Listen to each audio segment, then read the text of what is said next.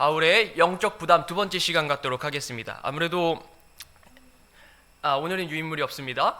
골로새서 2장 1절부터 7절까지가 바울의 영적 부담이라는 주제를 갖고 있어요. 그러다 보니까 이번에는 두 번째 시간으로 바울의 영적 부담을 다뤄보고자 합니다. 아마 제가 살던 때가 아니다 보니까 여러분들께서 더 잘 아실 만한 사건이 있습니다. 지금으로부터 30년 전 이단 및 사이비로 규정된 성산동 다미선교회 이장님이 1992년 10월 28일에 휴거가 일어날 것이라는 유언비어를 퍼뜨렸습니다. 전국 250개 교회 신도 10만 명이 그의 말에 빠져들고 이제 돈이고 집이고 가족과 자신의 삶마저 다 내버리고 말았습니다. 그렇게 모든 것을 내버리고 그들은 휴거될 그날을 기다렸지만 여러분들이 아시는 대로 아무 일도 일어나지 않았죠. 그 덕에 8년 뒤에 제가 태어났습니다. 이단 연구가나 여러 목회자들은 이 다미선교회 휴거 대소동 이후로 한국 기독교가 광신적인 집단으로 여겨져 비난을 받아 쇠퇴의 길로 빠지게 되었다 합니다. 보편적으로 그렇게들 평가를 합니다. 인간은 이성을 활용하여 냉철한 판단을 할 수 있고 그렇게 계속 냉철한 판단을 가지고 살아갈 수 있다고 자부하지만 이성의 기능이 무색할 정도로 잘못된 길로 빠져 살아가는 사람들이 여전히 많습니다. 일부 그리스도인 역시 믿음이 확실하다고 자부하는데도 불구하고 사이비에 빠지거나 불건전한 정보와 이제 잘못된 음모론에 휩쓸려 살아갑니다.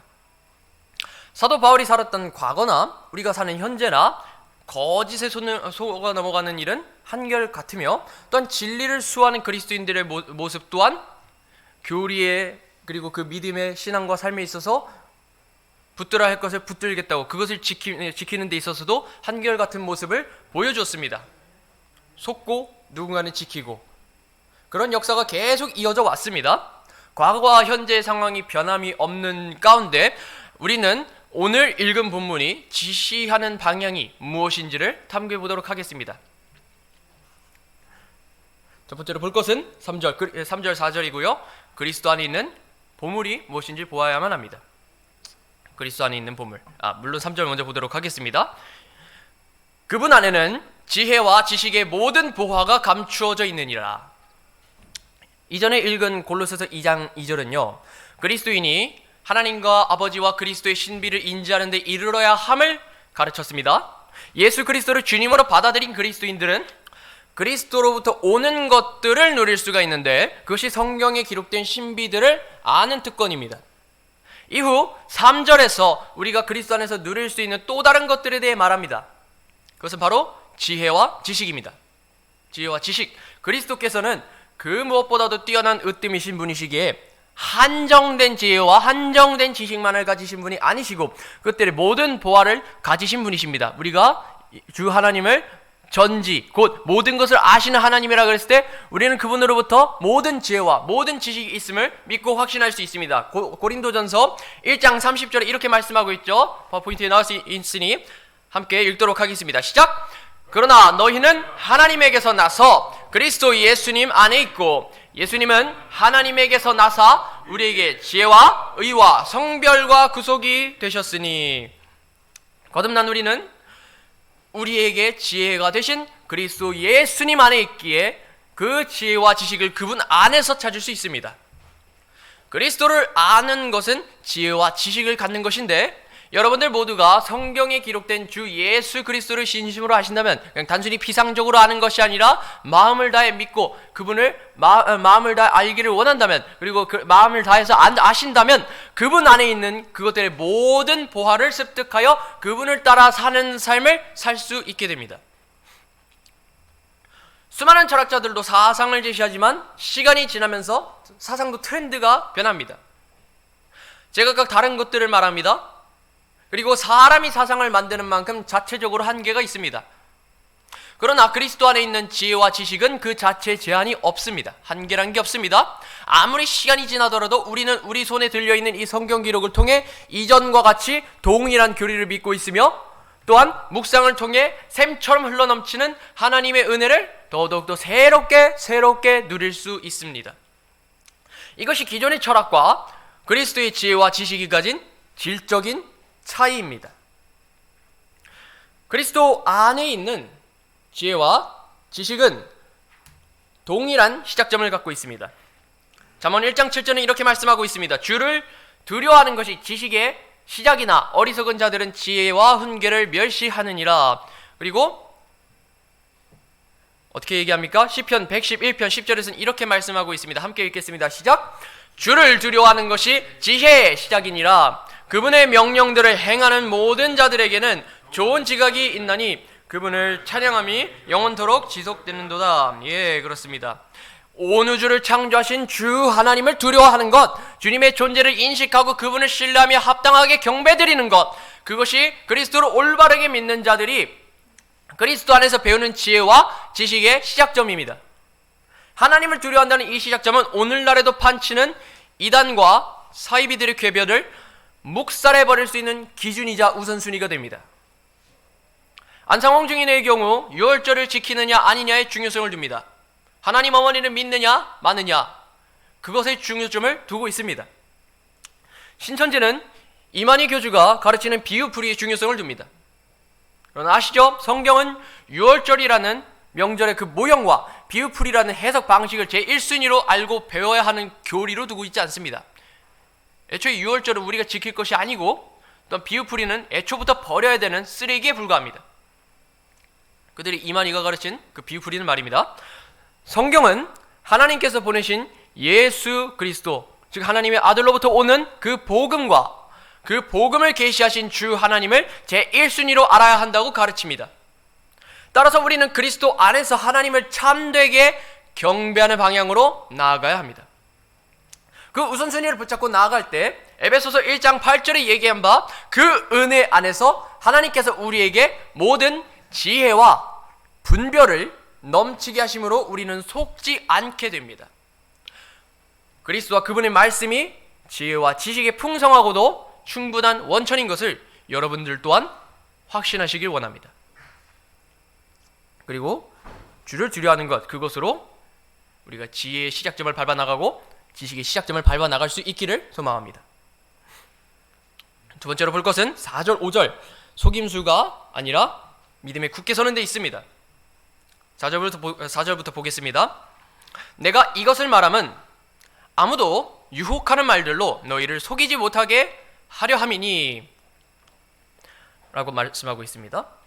바울이 골로새서에서 예수 그리스도에 대한 교리의 뼈대를 세운 이유는요, 골로새에 있는 성도들이 거짓된 교리의 사상 그리고 그 가르침들에 속지 않길 원했기 때문입니다.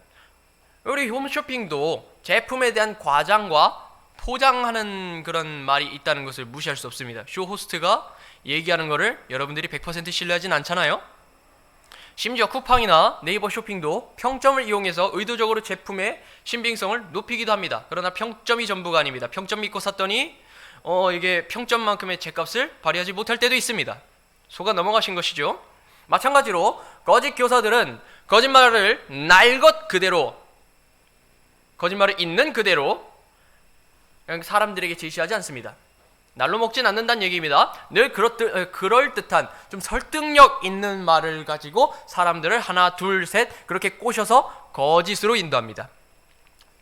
여러분도 잘 아시듯 유혹은 이브가 금지된 열매를 먹게 된 사탄의 방법 중 하나였습니다. 거짓은 늘 유혹이라는 봉투에 담겨져서 우리에게 전달되기 마련입니다. 고린도후서 11장 3절은 이렇게 말씀하고 있습니다. 그러나 뱀이 자기의 간교함으로 이브를 속인 것 같이 어떤 방법으로든 너희 마음이 그렇게 그리스도 안에 있는 단순함에서 떠나 부패할까 내가 두려워하노라. 거짓의 아버지인 마귀가 속임수를 간교함으로 포장했듯 그를 가르치는 거짓 교사들이 그를 따르는, 그러니까 그분을 사탄 마귀를 따르는 거짓 교사들이 유혹하는 말로 사람들을 속이는 것은 지극히 당연한 결과입니다. 최근 제 동생에게 오밤중에 이제 센트럴파크를 가다가 두 여성이 접근했던 일이 있었습니다. 그들은 하나님의 교회라는, 그러니까 안상홍 증인의 또 다른 이름이죠. 그 사이비 소속이었고 6월절이라는 키워드로 포교 활동을 시작했습니다. 6월절이라는 키워드는 성경에서 나온 용어잖아요. 그러다 보니 사이비가 그것을 유혹의 도구로 사용했던 것입니다. 덕분에 6월절은 사탄의 도구로 전락될 때도 있다는 것을 보여줍니다. 물론 낌새를 눈치를 챈 동생은 도리어 자신이 다니는 교회를 소개해서 그 두 여성은 안 되겠다 싶었는지 결국 떠났습니다. 물론 제가 다니는 교회가 아니죠. 가족들 중에 저 혼자만 독립심리교회를 다니다 보니까 그냥 일반 장로교회 소개한 거예요. 그랬는데도 떠났습니다. 이렇듯 겉으로는 설득할 수 있는 요소들을 잔뜩 제시하는 것이 그들의 역할입니다. 뭐 그들이 인격 모독이든 뭐라고 말하든 어떻게든 따지더라도 우리는 그들을 이렇게 평가해야만 합니다. 고린도후서 11장 13절에 이렇게 얘기하고 있죠. 밑에 구절입니다. 시작. 그러한 자들은 거짓 사도요 속이는 일꾼이며 자기를 그리스도의 사도로 변형하는 자들이니라. 예. 유혹을 통한 속임수라는 핵심에서 좀 부담스럽지만 제가 하나 말씀드려야 될 게 뭐냐면 이런 방식으로 속아 넘어가는 여성들이 상당수 있다는 것입니다. 물론 이것은 남성들이 속아 넘어가지 않는다라는 의미는 아닙니다. 그죠? 바울은 여성들이 좀 더 주의해야 될 필요가 있음을 여기서 강조해주고 있습니다. 나름 신경 써주고 있는 거예요. 왜냐면 최초의 여성 이브가 유혹이라는 게임에 속아 넘어가 결국 금지된 열매를 먹었잖아요.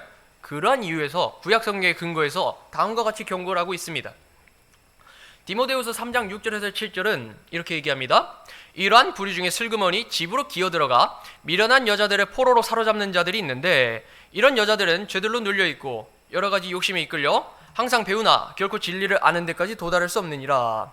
옛날에는 이게 무슨 의미인지 이해하지 못했었어요. 좀 덜 성장하다 보니까 이게 뭘 의미하는 걸까 싶었는데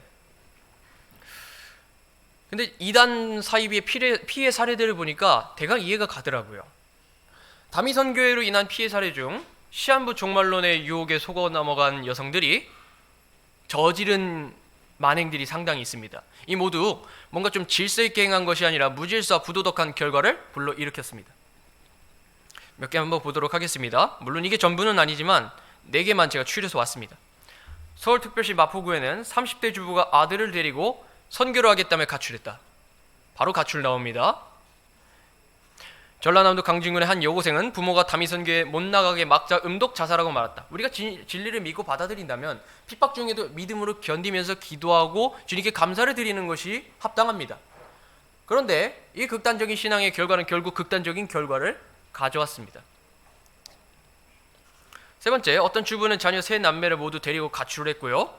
휴거론을 주장하는 부천시의 모 교회에서 숙식하다가 교회 목사와 부적절한 관계를 가져 임신했다. 결국 결과가 또 무질서 부도덕한 결과를 불러왔습니다.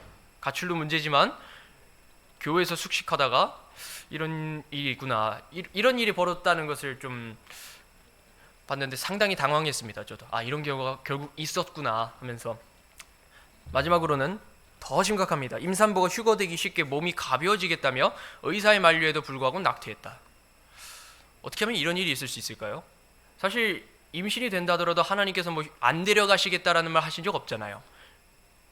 그리고 휴거 때 몸이 가볍든 무겁든 안 들려 올라가는 게 아니잖아요. 저희가 믿는 휴거는, 이 복된 소망은 예수 그리스도께서 우리를 부르시기 때문에 그것이 임신한 몸이든 뚱뚱한 사람이건 아니 가벼운 사람이건 마른 여자건 상관없이 주님께서 자신의 성도들을 데려가십니다.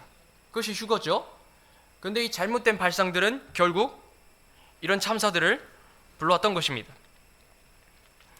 성경 기록을 통해 진리를 배우는 성경 신자라면 남자든 여자든 상관없이 은혜의 복음을 전하는 쪽으로 건전한 방향의 신앙과 교리를 지향합니다. 그러나 유혹에 속아 넘어간 사람들은 양심을 무시한 채 극단적인 행동을 취하는 것을 주저하지 않습니다. 바울은 긴 선교의 여정 동안 여러 극단을 봐왔으니 저렇게 말할 수 있었습니다. 그리스도인들이 유혹에 설득되어 거짓과 오류를 탐닉하는 최악의 결말을 맞이하지 않도록 그는 골로새 성도들에게 그리고 지금의 지역교회들에게 거짓 교사들의 방식을 언급해왔던 것입니다. 즉 우리는 유혹에 속아 넘어가지 말아야 합니다. 유혹이라는 방식에 설득되어서는 안 되는 것입니다. 도리어 우리는 믿음이 주는 질서를 따라 나아가야 합니다.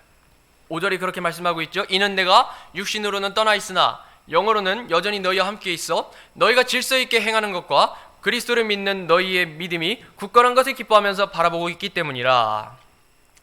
영으로 함께 한다는 것은 그닥 어려운 표현이 아닙니다. 바울은 자신이 어디 있건 상관없이 마음으로는 골로새 성도들과 함께 있다는 것을 말한 것입니다.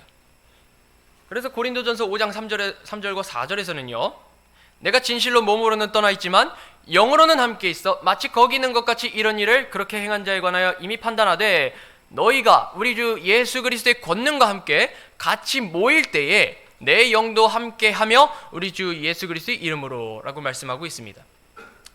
바울이 이렇게 말할 수 있었던 것은 그와 골로새 성도들이 예수 그리스도 안에서 함께 모인 자들이었고 그리스도 안에서 연합한 자들이었기 때문입니다. 예수 그리스도의 몸된 지체가 아니었더라면 바울은 자신이 가보지도 못했던 골로새 교회와 보지도 못했던 골로새 성도들에게 정을 붙일 일이 없었을 것입니다. 그들과는 분명 친분이 없었습니다. 친분이 없기는 했지만 오히려 바울은 그리스도 안에서 함께 모인 그들을 향한 기쁨을 표출했습니다. 그가 기뻐했던 이유는 골로새 교회로부터 들은 것 때문인데 골로새 교회는 행실에 있어서 질서가 잡혀 있었고 믿음에 있어서는 굳건했습니다. 질서가 굳건하면요, 군사 용어로 사용되었습니다. 그 원문상에서는 군사 용어로 사용되었다고 합니다. 바울이 성경 기록을 하는 데 있어서 군사 용어를 사용했다는 것은 우리의 교리와 믿음과 행실이 마치 군사들이 오와 열을 맞추듯 성경에 따라 맞춰져야 하며 흔들림 없이 굳게 세워져야 함을 강조하고자 했던 것입니다. 여기서 군사적 용어라고 불리는 단어는요, 질서 있게 행하는 것, 그리고 굳건한 것입니다. 확인해 주시고요. 하나님께서는 이처럼 무질서 혹은 혼돈의 하나님이 아니시기에, 혼란과 혼돈의 하나님이 아니시기에 우리에게도 그리스도 안에서 질서가 잡힌 그리스도의 몸의 지체가 되라고 명령하십니다. 그래서 고린도전서 14장 33절과 40절 이렇게 말씀하고 있습니다. 함께 읽도록 하겠습니다. 시작! 성도들은 모든 교회에서 드러난 바와 같이 하나님은 혼란의 창시자가 아니요 화평의 창시자니라. 40절 모든 것을 품위 있고 질서 있게 할지니라. 그리스도인의 믿음은 갈대와 같이 이리저리 흔들리는 부실함이 있어서는 안 될 것이며 믿음에 굳게 서서 마귀의 괴계를 물리쳐야 합니다. 마귀를 대적해야 합니다. 또한 이단과 사이비 및 여러 난잡한 사상들이 공격해 온다 할지라도 성경 기록에 믿음을 굳세게 두어 오류들을 분별해야 할 것입니다. 그것이 그리스도인이 믿음으로 사는 방식이기 때문입니다. 그래서 베드로전서 5장 9절이 이렇게 얘기하죠. 믿음에 굳게 서서 그를 대적하라. 세상에 있는 너희 형제들도 동일한 고난을 겪는 줄 너희가 아느니라. 그리고 데살로니가전서 3장 8절은 너희가 주 안에 굳게 서 있으면 이제 우리가 사느니라. 우리가 주 안에 굳게 있을 때, 말씀 안에 굳게 있을 때, 그분으로부터 오는 그 믿음으로 굳게 서 있을 때 우리는 살 줄로 믿습니다.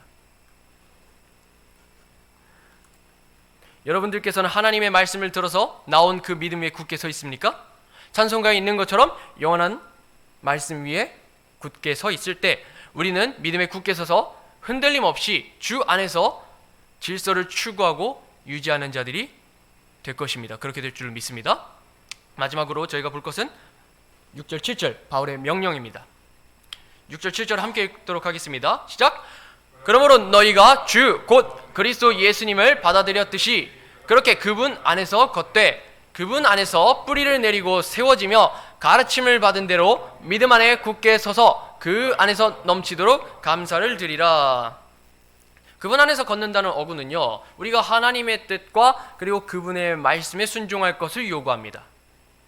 바울은 예수 그리스도 안에서 걷는 그리스도인의 삶의 방식이 이제 갖고 있는 그 네 가지 영적 유익을 제시합니다. 네 가지 영적 유익. 그것은 그분의 말씀에 순종할 것을 요구하고 있고 네 가지 영적 유익을 가지고 있다. 그게 이제 여러분들께서 지금 다른 형광펜 색깔로 칠해진 이 키워드들을 각각 확인하시면 되겠습니다. 첫 번째 영적 유익은 노란색이죠. 그분 안에서 뿌리를 내리는 것입니다.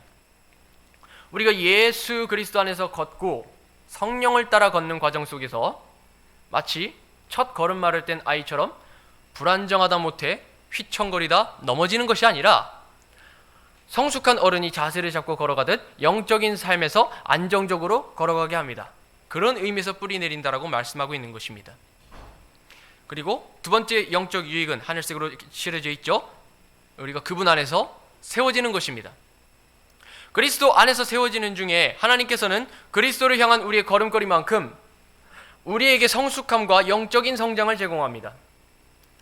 바울은 예수님과 함께하는 삶 가운데 나타나는 성숙함과 영적인 성장의 출처에 대해 이렇게 말씀하고 있습니다. 사도행전 20장 32절인데요. 형제들아, 이제 내가 너희를 하나님과 그분의 은혜의 말씀에 맡기노니, 이 말씀은 어떻게 한대요? 너희를 든든히 세우고 거룩히 구별된 모든 자들 가운데서 너희에게 상속 위협을 줄 수 있느니라 라고 말씀하고 있습니다. 다른 어떤 직통기시나 지킬 필요가 없어진 규례 속에서 세워지는 가르침들은 모래성이 파도에 휩쓸려 형체도 남지 않게 되듯 언젠가는 다 전복될 것입니다. 오로지 은혜의 말씀 위에 기초를 둔 자들만이 역경 속에서도 성숙함을 보여주는 성도들로서 하나님을 기쁘시게 할 것입니다. 다음 세 번째입니다. 초록색깔 한번 보시기 바랍니다. 초록색깔. 세 번째 영적 유익은 배운 대로 믿음에 굳게 서는 것입니다. 가르침을 받은 대로 믿음 안에 굳게 서는 것입니다. 성도들이 성경과 그것에 기초한 설교를 통해서 그리스도와 함께 걸어가는 삶 가운데 안전함을 제공받습니다. 보호를 받는다는 의미죠. 그분의 말씀은 우리가 가르침을 받아야 하는 것들을 늘상 제공하고 있습니다. 그분의 은혜로 신약교회가 하나님의 말씀을 가르치고 배워서 영적인 기능을 할 수 있음을 기억해야 합니다.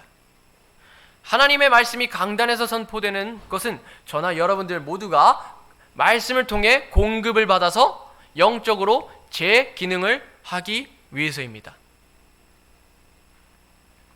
그리고 마지막 네 번째, 회색 보시면 되겠습니다. 네 번째 영적 유익은 넘치도록 감사를 드리는 것입니다. 우리가 예수 그리스도 안에서 걸을 때 우리는 넘치도록 감사를 하나님께 드린다는 그런 영적 유익을 얻을 수 있습니다. 이 유익은 그분 안에서 걸어가는 신앙생활에 있어 주 하나님을 향한 우리의 태도를 바로잡아줍니다. 감사는 하나의 하나님께 드리는 어떤 외적인 표출 중 하나잖아요. 우리가 어떻게 외적으로 하나님께 그 경외와 감사를 표현되는지를 바로잡아줍니다. 청교도 신학자 존 오웬은 경배라는 단어를 이렇게 정의하는데요. 내적인 존경을 외적으로 드러내는 표시이기도 하며 대상을 향한 존경을 기꺼이 외적으로 드러내는 것이라 말합니다. 그러니까 내적으로 마음속에 있는 경의와 존경과 감사를 외적으로 드러내는 것을 의미합니다. 우리가 감사를 드리는 것 또한 주 예수 그리스도를 향한 내적인 존경과 구원의 은혜에 대한 감격을 마음을 다해 표현한 것이 됩니다. 그런 거로 이 또한 경배의 영역에 속합니다. 우리가 모든 일에서 감사를 드리는 것 역시 외적인 것을 주 하나님을 향한 마음을 외적으로 표현하여 그분께 경배를 드리는 것입니다. 무엇보다도 우리는 주 하나님께 모든 일에서 감사를 드리고 그분께 경배하며 나아가는 그런 영적인 삶을 지속해야 할 줄로 믿습니다. 그럼 정리해 보도록 하겠습니다. 바울은 골로새 성도들이 이렇게 해서 교리와 신앙에서 뼈대를 잡아가길 소망하며 기도했습니다. 그의 목회적 사역은 보지 못한 곳까지 뻗어 있었습니다. 신약교회의 지체를 보호하는 것, 이 또한 목회자의 영적 부담 중 하나입니다. 그래서 제가 제목을 바울의 영적 부담이라고 계속 말씀드렸던 것입니다. 누가 이제 그 바울이, 그러니까 성경 교사들이 또한 목회자 사역자들이 이렇게 주 안에서 섬김으로 나아갈 때 신약교회 지체를 또 보호하는 사명을 또 감당해 나가고 있습니다. 여러분들도 여러분들 스스로 보호하듯 또한 목회자도 이 교회를 믿음 안에 굳게 세우기 위해 지키는 일을 이제 감내하고 감당하고 있는 것입니다. 목자 대신 예수님께서 양떼를 지키기 위해 목숨을 내놓으셨던 것처럼 목자장 아래 목자들로 부름을 받은 목회자들이 동일한 역할을 감내하고 있습니다. 우리는 이 지역교회를 보호하시는 하나님의 손길에 감사하며 목회자로 부름받은 자들을 위해 기도하기를 쉬지 말아야 합니다. 제가 늘 강조하죠. 그리고 건전한 말씀 안에서 우리는 기쁨을 누리며 우리가 경배해야 하는 하나님을 우선순위로 두고 주 하나님을 두려워하는 것, 주 하나님을 인식하는 것, 그리고 그 주님께서 주신 그 복음과 신비들을 1순위가 아니라 2순위 혹은 그 아래로 내팽개치는 여러 사상들을 분별해서 배격하고 거절해야 합니다. 우리가 이단을 분별할 수 있는 판별법은 이것입니다. 주 하나님을 정확하게 두려워할 줄 아는가, 그리고 주 하나님께서 우리에게 맡기신 그 신비 예수 그리스도와 그분 안에 있는 은혜의 복음을 우선순위로 두고 있는가? 그것이 아니라면 우리는 그 사람들을 사이비와 이단으로 간주할 수 있습니다. 이 기준을 우리가 잡아나갈 수 있으면 좋겠습니다. 우리는 양극단에 치우치지 않는 건전한 성도들이 될 수 있도록 이 성경 기록에 기초를 두는 성경 신자로서 끝까지 살아갈 수 있도록 여러분들이 그러한 배단위 침례교회 성도들이 될 수 있도록 간절히 소망하면서 제가 마지막 구절로 마무리하도록 하겠습니다. 함께 성경을 펼치시길 바라겠습니다. 요한복음 4장 24절입니다. 제가 잘 알고 있죠?